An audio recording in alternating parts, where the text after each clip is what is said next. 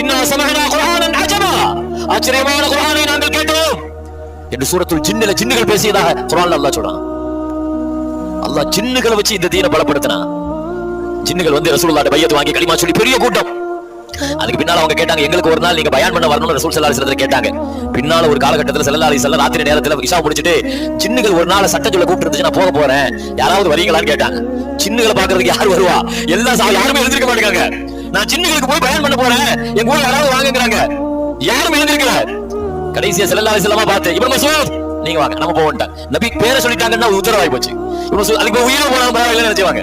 இப்னு மஸ்ஊத் ரலியல்லாஹு தஆலா அந்த ஜின்னுக்கு கூட்டு போனாங்களாம். அந்த சின்ன இடத்துல அங்க போய் ஸல்லல்லாஹு அலைஹி வஸல்லம் குறிப்பிட்ட ஒரு இடத்துல கோடு போட்டாங்க, வட்டமா கோடு போட்டு இப்னு மஸ்ஊதை நிறுத்தி சொன்னாங்க, இப்னு மஸ்ஊத் அங்க என்ன நடந்தாலும் இந்த கோட்டை தாண்டி நீங்க வரக்கூடாது அப்படின்னு சொல்லிட்டு தான் போனாங்க. போய் இப்னு மஸ்ஊத் ரலியல்லாஹு சொல்லுவாங்க, கருப்பான பறவைகள் போல சில விஷயங்கள் நபி அப்படி சூழ்ந்ததை நான் பார்த்தேன், இதெல்லாம் பார்த்து நடந்த நிகழ்வுகளை சொல்லுவாங்க. அல்ஹம்துலில்லாஹ். இப்ப ஜின்னுகள் கலிமா சொல்லுச்சு.